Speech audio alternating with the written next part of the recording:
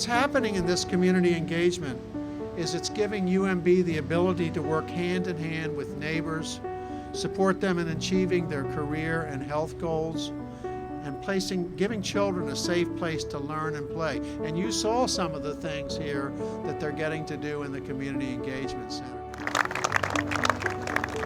This will massively outweigh the initial investment. When you think about the services, when you think about the people, when you think about all the things that will come from this center, that $10 million doesn't even compare. It's just a place to be and engage with people, meet people. We have friends, we develop relationships here. It's just so nice. I've met so many friendly and nice people. I wouldn't do anything else but come here if I could.